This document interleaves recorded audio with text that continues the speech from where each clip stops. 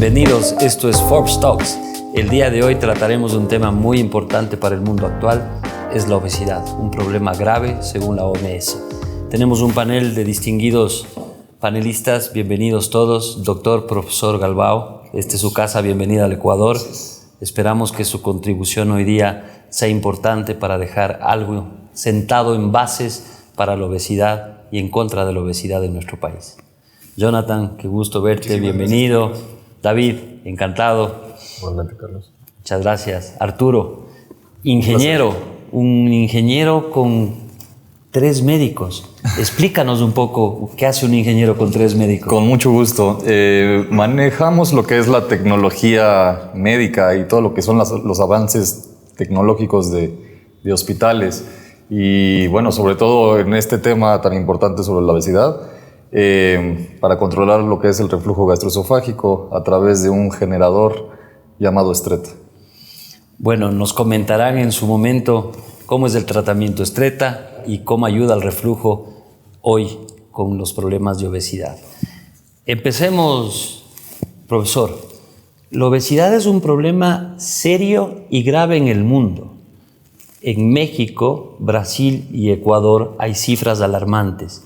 ¿Qué nos puede comentar al respecto? Carlos, te puedo comentar que, primero, saludar a todos que nos están escuchando, agradecer muchísimo la oportunidad de estar con personas brillantes acá y hablar de un tema que me preocupa mucho, preocupa a todos. Yo podría empezar con 2 palabras: globesidad y diabesidad. Están en el ámbito de la Organización Mundial de la Salud. Y esto define pandemia. Muchos consideran la peor pandemia de la humanidad.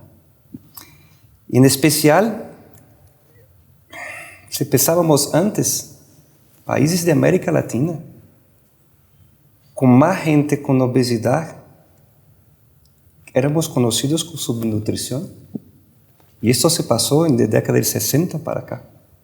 Sí, es un gran problema mundial y con cosas bien típicas de cada país. México está subiendo, es uno de los países del mundo que más tiene obesidad. En Ecuador, con los cambios de la población del campo por la ciudad, está también por ahí. Y Brasil hoy somos el segundo mayor mercado de cirugía bariátrica. Una persona que escucha de Brasil piensa en qué? En cuerpos bonitos, en playa y todo. Y en realidad no es esto. Hoy en día, Carlos, hoy en día, hambre, subnutrición, es de zonas de conflicto o zonas aisladas. Cuando se saca esto, el mundo sufre de supernutrición que induce a una enfermedad que llamamos de obesidad. Es un problema antropológico. Vemos las encuestas y las estadísticas de los países asiáticos y sobre todo de China, donde se ve que los siguientes 5 años va a ser el primer país en el mundo con enfermedad o una pandemia. La calificación de pandemia seria para la obesidad. Claro, y en términos antropológicos, ni todo ser humano es criado igual. Y tú citaste un grupo específico, Asia-Pacífico, que por un acaso se comporta así México y Ecuador. El tiempo ha seleccionado esas poblaciones, cuando digo el tiempo, es desde el tiempo que es tiempo, para ser de estatura un poco menor que la media mundial, flacos y con acceso dificultado a comida. Y hoy en día, la humanidad ha resuelto el problema del hambre, pero con comida mala, comida ultraprocesada. Y por increíble que pueda parecer, proveer comida de manera universal para esos países, esas zonas, puede ser, y marque mis palabras, puede ser veneno. ¿Por qué? Brasil, Estados Unidos, la definición de obesidad severa es de uno que tiene 35 con una condición asociada de morbidad o 40 de por arriba. En Asia-Pacífico, eso es un grado a menos, es 27, como debería ser en México. Es un tema de tamaño, de constructura física, de genética. Genética seleccionada por el tiempo, antropología. En el Ecuador, David, ¿existen estos factores genéticos también, esta antropología?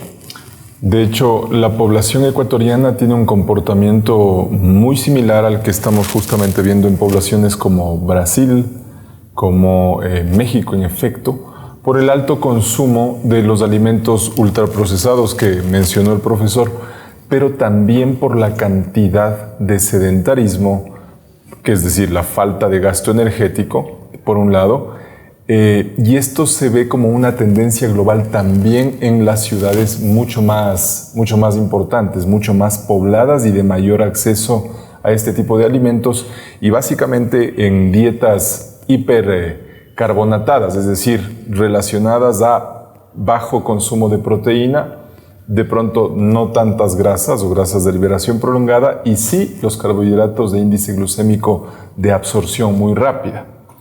Los patrones de comportamiento psicológico también juegan no solo a manera individual el rol del tipo de paciente que va ganando peso, sino también es un comportamiento demográfico y poblacional. Muchas gracias. Jonathan, de tu lado, ¿cómo ves este tema de una enfermedad grave para los ecuatorianos en el futuro? Mira, qué importante es, Carlos. Es un problema de salud muy importante en nuestro país. Con decirte que 10 de las principales causas de muerte en Ecuador se relacionan con la obesidad. Si nosotros trabajaríamos y esos niveles bajaran, salvaríamos vidas. En Ecuador, para conocerlo, 6 de cada 10 ecuatorianos tienen sobrepeso o obesidad. Es una población grande. Si nosotros tenemos un número de ecuatorianos aproximadamente 17 millones, el último dato en Ecuador, de parte del Ministerio de Salud Pública, habla que 5.5 millones de ecuatorianos sufren de esta enfermedad. Es un problema de salud. Es un tema muy grave. Estas cifras son alarmantes. Ahora entendemos por qué la OMS pone como una enfermedad grave, y el doctor Galván nos acaba de poner en escena que es una pandemia. ¿Peor que el COVID, doctor? Si ponemos en números, sí. Es que la obesidad tiene una característica, que las muertes asociadas a la obesidad uno no lo mira. Porque uno, Carlos, no muere en su frente de obesidad. Pero se muere de diabetes, se muere de hipertensión, de infarto, de accidente vascular cerebral, ¿y sabe cuánto? De 150 condiciones mórbidas asociadas a la obesidad. Pero la fase que la obesidad bloquea este pensamiento.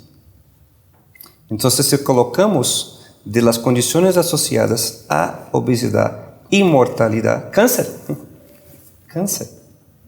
La obesidad es una causa major, grande de cáncer.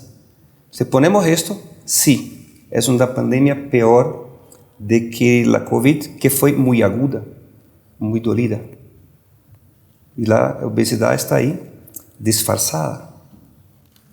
¿La obesidad es comparable en la historia a alguna enfermedad mucho más caótica, mucho más grave e importante, o hoy es la enfermedad más importante que tiene el mundo? Carlos, es que es una pandemia creada por el hombre, por una política de Estado. 1960, claro que tú vas a recordar, la revista Time, la capa de la Time es: la grasa es mala. La grasa mata a los americanos de corazón. Y se creó toda una política de salud de Estados Unidos, donde fuera la grasa, pero la gente tiene que comer. ¿Qué sustituyó la grasa? Los carbohidratos. Y esto se fue, y como todo en la historia, hay un gasto del tiempo. La propia Time, en 20 años después, 30 años después, absorbe la grasa a decir que tenemos grasas buenas. El avocado. Bueno, hoy día se discuten las grasas buenas, las grasas malas. Pero, Carlos, el daño ya está hecho. Pero hay países que tienen una política de Estado Sí. para controlar la obesidad. Brasil Brasil es un tiene ejemplo. una definida política de Estado ya a más de 15 o casi 20 años, donde ese Estado decidió que la obesidad es una enfermedad y que toda la cadena de salud pública y privada tiene que cubrir esto y dar cobertura a todo. La cobertura de obesidad en mi país es universal. Política de Estado. Política de Estado. David, en el Ecuador, ¿política de Estado con obesidad o estamos a inicios de estructurar algo? A ver, yo en este tema te voy a decir 2 puntos muy claros. Creo que actualmente se van haciendo y reforzando algunos programas que tenemos ya en el tema de manejo y control del peso, ¿sí? Se han hecho estudios interesantes, que de hecho ya Jonathan citó los datos estadísticos de ENSANUT, que ese es el estudio actual. Y lo que menciona el profesor Galbao tiene un impacto que la gente no se puede imaginar por una razón, y es que cuando tú guías a un mercado a través de marketing, a través de cualquier medio, también haces que los investigadores empiecen a hablar y a meterse más en el tema que te están proponiendo sobre la mesa. Y eso no es solo desde los médicos investigadores, sino también de las escuelas de medicina, facultades de nutrición, que históricamente crecieron con el evento de que las grasas son malas. Imagínate, si esto pasó en los 70s, básicamente tuvimos 20 años de profesionales, y algunos hasta ahora están en ejercicio profesional, que se criaron acogiendo esa información para luego sacarla a las personas, a los pacientes en la consulta médica y decirle, no, ¿sabes qué? Si te da hambre, no comas grasas, cómete mejor X cantidad de carbohidratos. Y dejando también de lado el tema proteico. Ahora yo entiendo que ese es un tema cultural de acceso, evidentemente que está muy influenciado por el factor socioeconómico. Pero es un tema de economía. Lo que acabas de mencionar es un tema socioeconómico. Es un factor socioeconómico. Y en el Ecuador tenemos estos grandes polos. Tenemos la pobreza, es realmente Mira, pero yo te digo preocupante. algo, o sea, eso lo ves. En Brasil tienes un sesgo sociodemográfico entre los muy ricos y los muy pobres, igual que en Tailandia y en México. Entonces yo no diría que eso es solo un problema del país, es un problema global. Y eso lo vas a ver en ciudades muy ricas. Sí, la brecha tiende a ser mucho más estrecha entre quienes tienen más y quienes tienen menos, pero más que el poder adquisitivo en sí mismo, es el acceso al tipo de nutrición saludable que se puede tener. Y bueno, en el Ecuador, Jonathan, hay un problema de desnutrición infantil muy grande. Importantísimo. ¿Y por qué es importante conocerlo eso? Porque en nuestro país, demográficamente, si distribuimos dónde está la obesidad, la región de la costa es el primer número que tiene porcentaje de sobrepeso y obesidad. Va por la sierra y en tercer lugar la Amazonía ecuatoriana. Es un tema de alimentación. Tiene que ver con la alimentación. Es carbohidratos, es grasas. Es carbohidratos. Todos los ecuatorianos conocemos cómo es nuestra dieta en la costa. ¿Cómo desayunamos? Un desayuno verde, arroz en el desayuno, con buen pescado, buen encebollado, que esto es nuestro, es nuestra cultura. Y se diferencia por las regiones. Y la en la Amazonía ecuatoriana. Verde. Pero para concluir esta parte fundamental de la discusión, ¿no hay una política de Estado? ¿Hay que construir una política de Estado en contra de la obesidad en el Ecuador?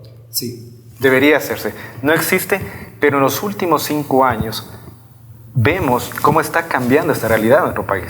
Cada vez se está hablando más, pero a nivel de la parte de salud, privada tal vez, pero no pública. Y en las universidades nosotros vimos esto, que se hablaba de enfermedades relacionadas con la obesidad, hipertensión, diabetes, pero nunca hablaban qué debemos hacer para evitar la obesidad. Y eso debe cambiar, y está cambiando. Y esperamos que cambie y que tengamos una ley. Entonces debemos construir y trabajar para que exista una política de Estado que enfrente esta pandemia, como bien lo ha dicho el profesor Galbao, que es la obesidad. La obesidad tiene soluciones, tiene tratamientos médicos, dependiendo de su grado. hemos visto un avance enorme y una evolución gigantesca con la manga gástrica. ¿Qué nos pueden comentar? Quisiera iniciar con usted, profesor Galbao. ¿Cómo es la historia de la manga? Estamos hablando de la manga gástrica endoscópica. Endoscópica, por supuesto. Eso es muy, muy interesante. Nosotros empezamos en el campo de endoscopía bariátrica, no es de ahora, tenemos 20 años. En la evolución empezamos con los globos, los famosos balones intragástricos, y fuimos trabajando y desarrollando nuevas cosas.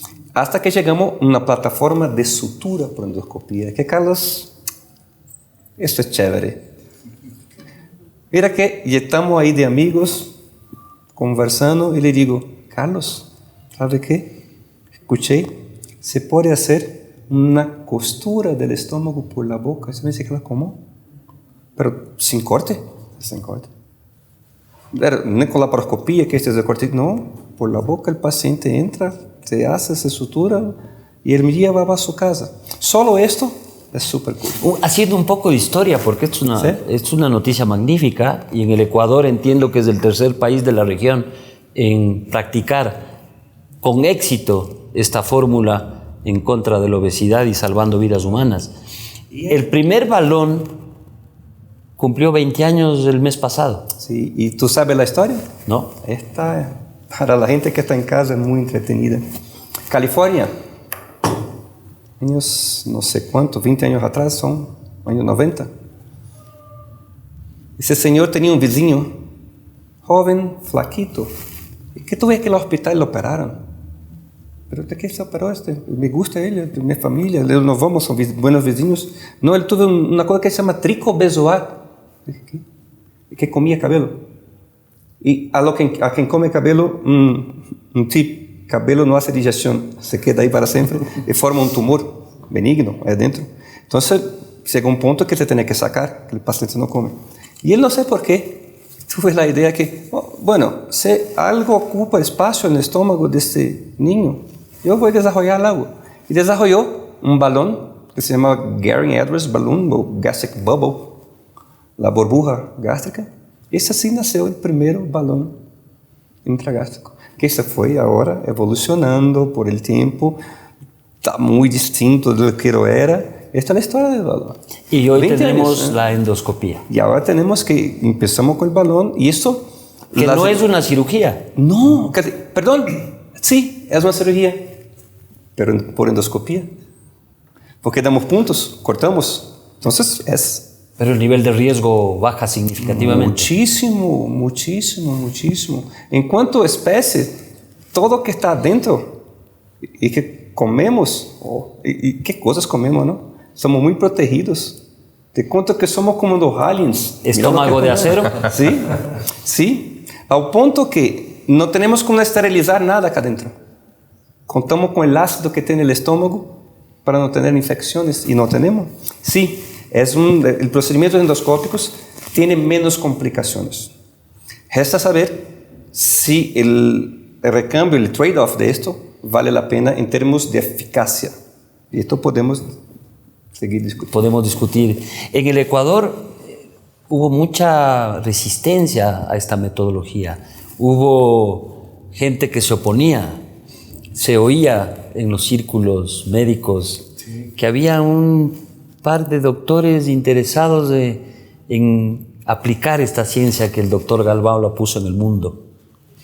¿Cómo fue esa historia, Jonathan? ¿Qué paradigmas, qué tuvieron que romper? Es muy interesante, Carlos, porque la gente, nuestra gente estaba acostumbrada a conocer que obesidad se podía resolver quirúrgicamente, cortes, incisiones, cicatrices. Y al entrar con un procedimiento mínimamente invasivo, que podíamos resolverlo sin cortes, sin incisiones, por la boca, solo con sutura, fue rechazado por un grupo. Que el grupo lo sigue rechazando, pero cada vez lo va amando. Y eso es bueno, porque eso nos enseña... Del rechazo al amor hay un paso, dicen. Totalmente, ¿no? Y es muy cercano ahora. Doctor Galbao se ríe. Él viene luchando con esto más de 20 años. Se puede aprovechar, porque por veces con el entusiasmo, la pasión con que hablamos, puede parecer que se acabó la cirugía. Y yo quería la oportunidad de decir que la cirugía bariátrica es el mejor tratamiento posible de control de la obesidad severa. Pero hay gente que se beneficia del tratamiento clínico y que nosotros, al menos nuestra visión, es ocupar el vacío entre que no más se beneficia del tratamiento clínico, tampoco califica para la cirugía bariátrica.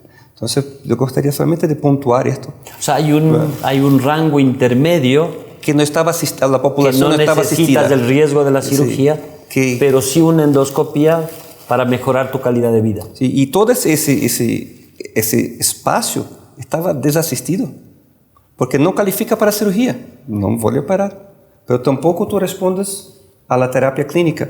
¿Qué hago? Allá hacemos lo que tú podemos, hagamos la terapia clínica y, no sé, tú no calificas para cirugía, ya está.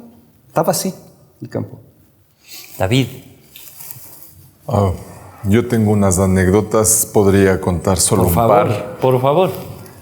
Mira, normalmente cuando empezábamos a dar la consulta al paciente con obesidad, en base a todos los criterios internacionales de los americanos, de las guías europeas, las iberoamericanas, pasaba que muchos de los pacientes que asistían a la consulta ya venían leyendo al respecto, ¿ya? Y eso era interesante porque muchos decían, o sea, es manga por endoscopia, o sea, sin el corte. Y claro, le explicabas que en efecto es sin el corte. Y cada vez se fue extendiendo más y obviamente el grupo fue dando mucha más información también de acceso a los pacientes. Y nos empezó a ocurrir que muchos médicos, especialmente grupos de cirujanos de hospitales y externos, públicamente, ¿ya?, empezaron a decir que, y esto que les cuento es algo que ha pasado en varios países y Arturo les podrá contar también con el tema de Stretta, empezaron a comentar que no servía este tema. ¿Por qué? Porque como no se cortaba, al no cortar, podía pasar cualquier otra cosa, menos que comas menos. Esto te estoy hablando de finales del 2018. Estamos a 2022 y muchos de los cirujanos que en ese momento dijeron que no servía, una gran mayoría insiste menos porque hay mucha evidencia y muy sólida evidencia metaanalítica al respecto, pero un grupo de cirujanos jóvenes ahora quieren hacer lo mismo. Grandes noticias. Sus semillas van floreciendo en el mundo. Es un gusto. Hace poco comentamos que su siguiente viaje, creo que conté más horas de vuelo que horas de hotel. Sí. Sí. ¿Cuántas cirugías, procedimientos, hace usted al año? Sí.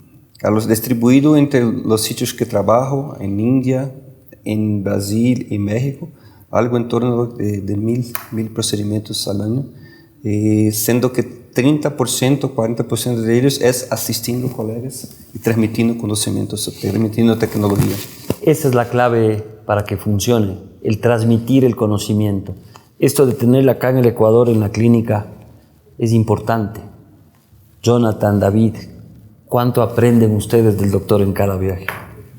No, nosotros aprendemos cuando nos sentamos a cenar o cuando nos sentamos a tomar un vino y mucho más, obviamente, Jonathan, que está en el contacto directo del estudio y del movimiento biomecánico con el paciente, es una cosa increíble. Yo tengo que decir que por el doctor yo me subespecialicé en obesidad y eso es algo que no se lo he dicho y se lo digo ahora públicamente. Qué bien, qué bien.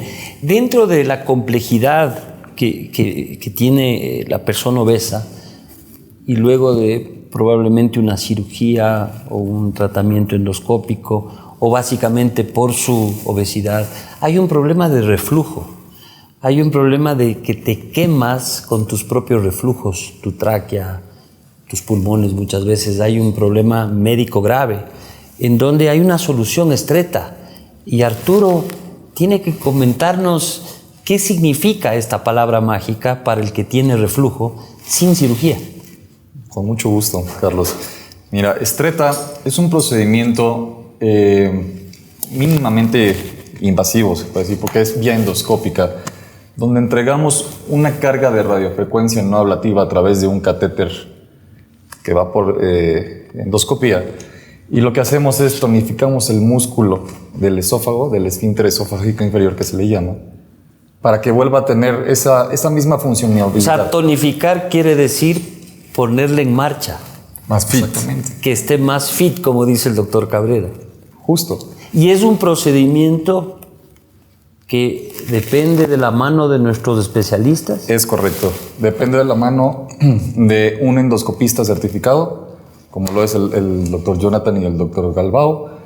Y bueno, yo como ingeniero biomédico, yo me encargo del tema de la tecnología del generador para entregarles esa parte tecnológica y así hacer esa sinergia con Stretta.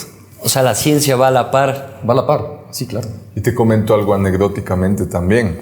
Nuestro primer paciente de Stretta en la clínica y que se hizo en el Ecuador es un médico internista. No puedo decir quién ni de qué hospital, pero es un hospital muy famoso y es un médico muy famoso que un día me llama una tarde, yo estaba en la consulta y me dice: hola David. Hola doctor, ¿cómo le va? ¿Es en serio que están haciendo Stretta ustedes? Y le digo: sí, claro. Me dice: no puedo creer, yo tengo reflujo. Y bueno, me contó 12 años de toma de omeprazol, los famosos inhibidores de bomba de protones, y 2 amigos ya le habían sugerido una cirugía de Nissen laparoscópico, que era la opción. Entonces siempre pregunta si tiene o no una hernia hiatal y el tipo de calidad de vida y la sintomatología.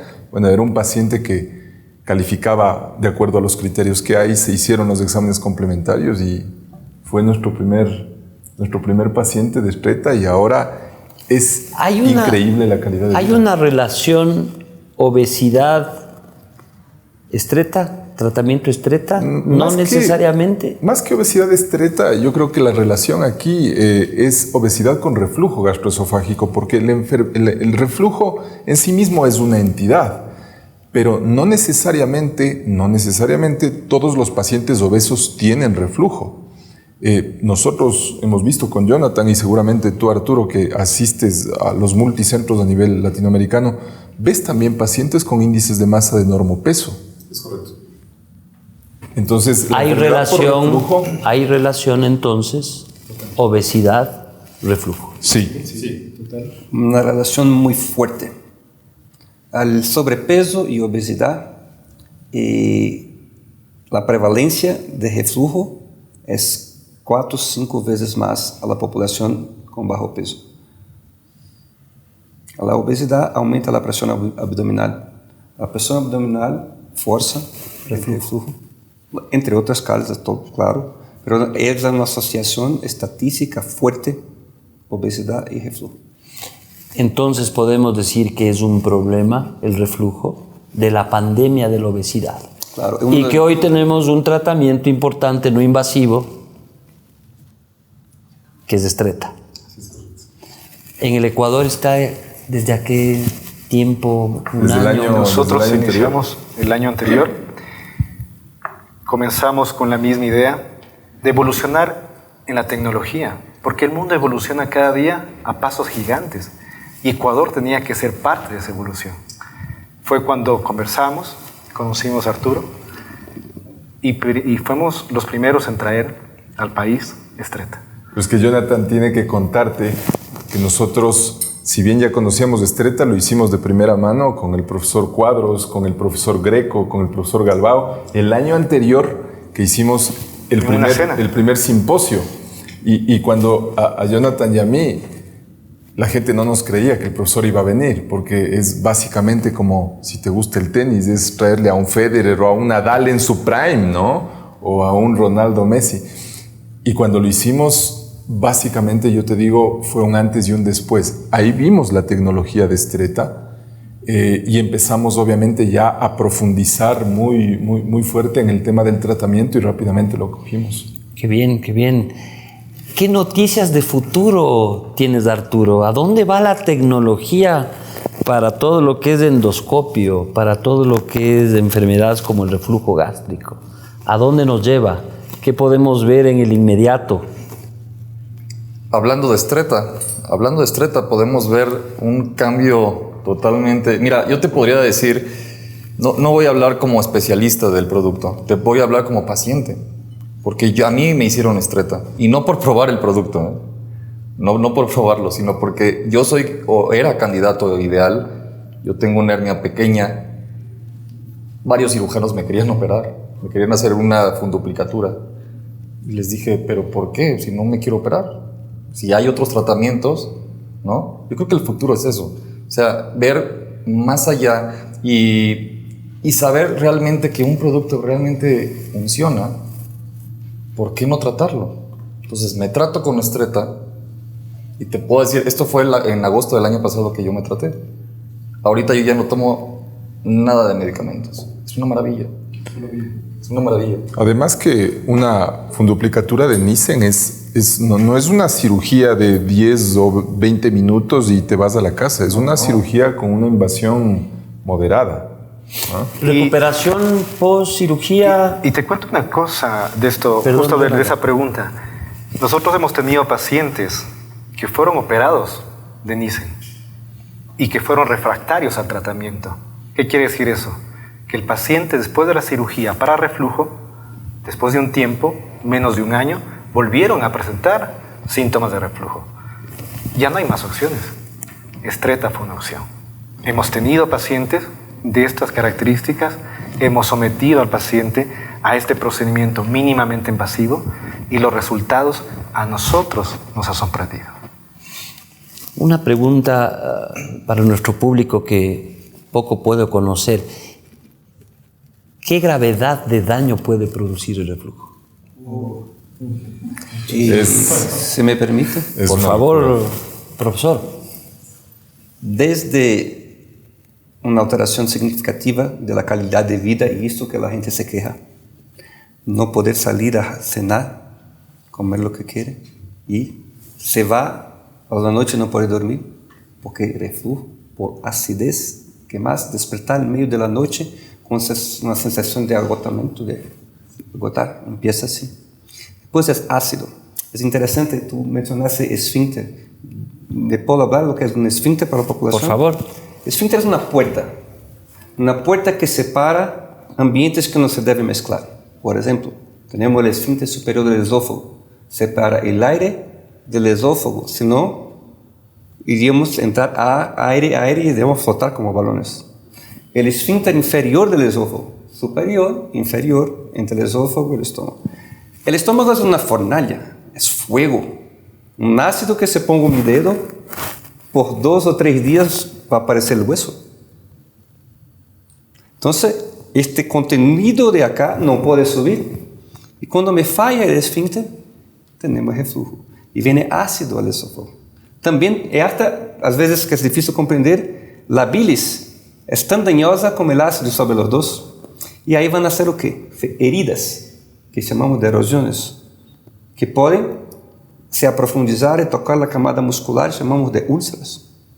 Y esta agresión crónica, la máquina humana perfecta que somos, se renova la mucosa una vez, se renova la mucosa la segunda, después de unos tantos que no sé decir cuánto, el cuerpo para defenderse dice, no está funcionando. Y ahí vamos a hacer un otro epitelio, que no de esófago, que se llama metaplasia, un recambio de cosas que no es de ahí. Y este epitelio, esa nueva recubierta, es instable genéticamente. Se llama esófago de Barrett. Es una metaplasia como si fuera del intestino, pero acá. Protege el paciente. Interesante cuando el paciente pasa de lo sufridor de las erosiones, de las heridas, para este epitelio, para la sintomatología. Trata, pero es un epitelio genéticamente instable asociado con cáncer de esófago. Un ejemplo muy severo, en el hemisferio norte, donde se estudia bien esto, en otros países, el cáncer de esófago era el cáncer del que comía una comida mala o del que fumaba que el estrepino celular. Y en poco más de 30 años, el cáncer bajó, se llama adenocarcinoma, es un cáncer de estas células de metaplasia asociada también con el crecimiento de obesidad. Entonces, no quiero, por favor, de asustar a ninguém, pero sí, el reflujo crónico puede llevar a alteración de metaplasia y cáncer de esófago. No sé si respondí bien tu pregunta. No, por favor, con una claridad absoluta. No sé, David, si tengas algo que sumar al tema si bien está relacionado la enfermedad de reflujo como una entidad propiamente clínica al sobrepeso y más aún a los grados de obesidad que ya mencionó el profesor, sí es importante que el paciente conozca que no tiene que entrar directamente por la puerta quirúrgica y que también tiene que tener un tiempo en el manejo clínico, porque si el manejo clínico es rechazado o no controla la enfermedad per se o los síntomas del paciente, tampoco podemos pasar de A a C teniendo una opción también intermedia. Con esto que estamos hablando no te quiero decir que la solución de Stretta es para todo el mundo o la manga endoscópica es para todo el mundo o un bypass es para todo el mundo. Cada paciente debe ser cuidadosamente seleccionado para que el proceso clínico, el proceso terapéutico básicamente tenga mucho más impacto sobre lo que nos interesa al grupo médico y sobre lo que le interesa a la familia del paciente, que es que gane calidad. Hablamos de calidad de vida. Calidad de vida, y eso está medido y muy estudiado. Y esto es parte del endoscopio. Y Carlos, me recordé ahora, perdón, porque me estaba en un momento dramático, porque me toca, me duele. Reflujo. Te tocan la tecla de tu profesión. Claro. Reflujo. Gastroestómago, esofágico, esófago. Faríngeo. Esta parte de acá no puede tener ácido. Si tengo reflujo, regurgitación sobre el ácido hasta acá, parece de broma, pero caries, inflamación del oído, llamamos otitis, sinusitis, asma, porque puede caer el pulmón, asma severa, difícil control. El ácido irrita el esófago, que es un órgano muscular cerca del corazón, comunga de algunos nervios. Se puede entrar en un espasmo tan severo que es un diagnóstico diferencial de infarto. ¿Por el dolor? Increíble. Nos quema. ¿Algo que les gustaría añadir sobre este tema, el futuro del endoscopio? Yo creo que se ha discutido mucho ya como parte del proceso, el simposio, y cada vez hay más investigación médica al respecto. Todas las especialidades médicas tienden a ser menos invasivas y se desarrollan nuevas tecnologías, nuevos robots para tratar de mitigar la llegada a una cirugía que puede de pronto solucionarte a medias del tema o generar también complicaciones que no necesariamente las tenías antes del proceso quirúrgico. Yo creo que la endoscopía, tanto alta como baja, es el futuro, y no hablamos de un futuro tipo Skynet, así con robots caminando por ahí. Es un futuro en los próximos 3 a 6, 7 años como máximo, en donde ya vas a tener un tratamiento endoscópico instaurado, y esto tiene que ver con salud pública porque también las empresas de medicina prepagada van a volcarse a tratar de hacerlo porque sus afiliados, primero que van a gastar menos, les encanta, la siniestralidad va a bajar. Pero también, por otro lado, las complicaciones del paciente van a disminuir ante un eventual reingreso que a la misma empresa de seguros le puede costar más. Es decir, todo el mundo va a ganar por todo lado. Tenemos una solución viable para la obesidad. Jonathan, ¿cómo quieres concluir esto? Es importante conocer, y vuelvo a repetir lo que dije hace un momento, que la medicina y la endoscopía está evolucionando a pasos gigantes. Y el tener alternativas mínimamente invasivas que pueden ofrecer una calidad de vida buena para el paciente nos demuestra que Ecuador ya lo puede hacer. Y nosotros estamos aquí para ello. Gran mensaje, gran mensaje. Por favor, profesor Galbao, ¿dónde ve usted el endoscopio? ¿A dónde va a llegar? La sonrisa nuevamente. Sí, es clara. Cuando viene, pues ya me leí. Posicionando a los amigos que nos están mirando. Problemas de la vía biliar, de donde sale el canal de los hígados, las piedras y todo. La endoscopía ya es más que cirugía. El tratamiento del cáncer precoce del intestino. Identificamos lesiones, esófago, estómago, intestino, el colon, la parte distal. Por endoscopía sabemos que es peligrosa, y podemos, mira, con diferentes tipos de luces, magnificación, podemos hacer microscopía a través de la endoscopía. Sacamos biopsias. Una vez que identificamos que eso va a se tornar un cáncer, la sacamos antes de se cambiar a cáncer. Y estudios nos muestran que eso aumenta la vida del paciente, que esto disminuye el riesgo de cáncer. Solo algunos ejemplos de enfermedades severas, mortales, como la pancreatitis, la inflamación del páncreas, o por alcohol, o por virus, o por piedras. Cuando la pancreatitis es severa, Carlos, antes la opción cirúrgica, la mortalidad era inmensa. Hoy, y mira que es muy interesante, en nuestro endoscopio está más cerca del problema lo que abrir un paciente que llegar ahí. Entonces, te cuento cosas que, como bien dice David, parece ficción científica.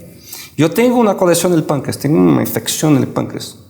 Mi opción es abrir o laparoscopía. ¿Y qué hacemos con la endoscopía? La pared del estómago está cerca del páncreas. Se perfura de uno a otro y se hace una drenaje interna. Entonces, para que tengan la idea de cómo estamos avanzando en la endoscopía y específicamente en la obesidad, a menos mi visión es que puede ser que ocupamos o seguimos el camino de la cardiología, donde cirugía de pecho abierto era el principal. Hoy tenemos intervenciones clínicas, cirugía de pecho abierto para los pacientes más graves. ¿Y cuál es el mainstream? ¿Cuál es el principal? Endovascular con drogas. Y uno quiere me decir que la obesidad, una enfermedad crónica progresiva que no hay cura, no vamos a llegar a esta realidad de mini invasión. Puede ser que yo o nosotros no estemos vivos para tal, pero yo no veo otra alternativa que no vamos a llegar ahí en un futuro. Maravilloso, doctor, muchas gracias. Tenemos soluciones a esta grave enfermedad, a esta pandemia. Está en las manos de nuestros amigos y colegas técnicos. Muchas gracias a todos. Esto es Forbes Talks, obesidad. Gracias. Gracias.